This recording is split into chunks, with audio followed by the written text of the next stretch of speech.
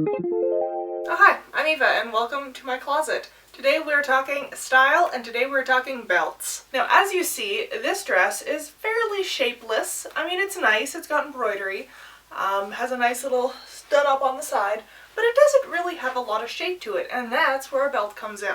Voila! The dress looks a lot better and a lot better structured. Though, for me, this belt is reaching about as thick as I can have a belt for the reason that I have a very short distance between the bottom of my chest and the top of my hip.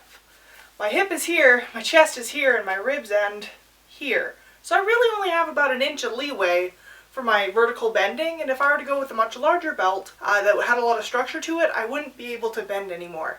Luckily for people who have a much longer width between their ribs, their hips, and where their chest is, large structured belts like a corseted belt or big leather ones, which can be awesome for fashion and really make a statement, fit the body well. But for women like me, where we don't necessarily have a lot of room here, they're just not practical. But there is a workaround. That workaround is called stretchy belts. Now this one is very old and was very inexpensive when purchased, but it gets the idea across. This nice stretchy belt allows me to have a belt over an area where I wouldn't be able to bend if it were solid, as if you watch my finger, it's getting covered by my ribs and honestly the fat on the side of my body. So it's important that the belt is able to move with me, but it still allows me to have this little moment happening in the front that can be quite fun and can add a lot to an outfit. Now another way we could take this particular dress, since we've used a very light tan, now we've gone black, is to use a nice natural looking leather. Now this width of belt is probably the best for a woman of my body shape and size. It allows a little bit of definition for the waist, says here, look at me,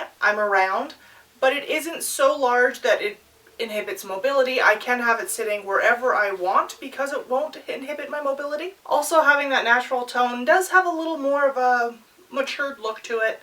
Generally very heavily dyed and bright colors look a little younger, where more naturally dyed, darker colors tend to be more mature. I do actually need help though. I recently found out that this belt did not come from where I thought it came from. I thought it came from Kyrgyzstan. Apparently it's Italian, and I have no idea what this brand is, so if you know what this is, I would love to know. Now I've thrown on a little bit more of a feminine outfit. Not that the black dress wasn't feminine, but it wasn't as playfully feminine. This has got bright colors, light pinks, a large flowy skirt. I would call it much more feminine, and the thing about this outfit is that you can go kind of two ways with it. We can go with our belt more bright and summery. Going with this light tan color, we're keeping it all light, but we are adding another line, another element to the outfit, and we're making sure that our skirt doesn't shift throughout the day, which for skirts like this, where they have a flat ribbon on the front, but then they have the elastic on the back, they do have a lot of give, so they might try to turn on you, as this is not a zippered skirt. And while doing this makes it more playful, it doesn't really make the outfit any more complicated or compelling. Like I want some layering here. I want some contrast is really what I'm trying to say. I want some contrast. So while this could be nice for a summer day, it's not the look I'm going for. And in order to give us that contrast, I'm grabbing a men's belt. The largeness of it, the darkness of it, this is actually fairly distressed. Almost the clunkiness of it gives us a new element to this very light and feminine outfit. And actually, I would recommend having masculine pieces in your wardrobe, as they add a nice contrast when you have very bright and feminine things. And actually, on that note, when it comes to shopping, the idea of shopping by the gender of the body that you're in is very outdated.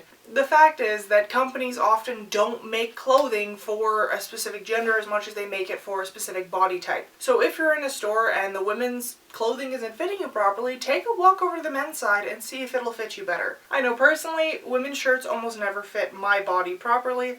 I have a very hard time finding blouses. The issue for me is that my arms are not proportionate to the rest of my body in the way that the companies produce the clothing. So when I want to buy a blouse or a shirt that has sleeves on it, I generally have to go up 1 to 2 sizes in order to have the arms fit me, but then I have an incredible amount of extra fabric just flowing around me like a sea, and it just doesn't make the clothing look nice on me. So I often wear men's clothing because it looks better on my body. It hugs my curves better, and for that reason it doesn't look like men's clothing because it's on a woman's body.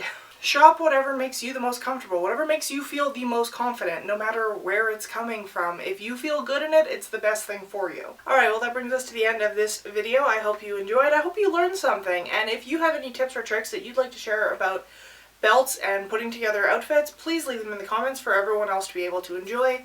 And if you liked this video, I would really appreciate it if you liked the video, if you did comment down below, and if you wouldn't mind hitting subscribe so that I can see you next time.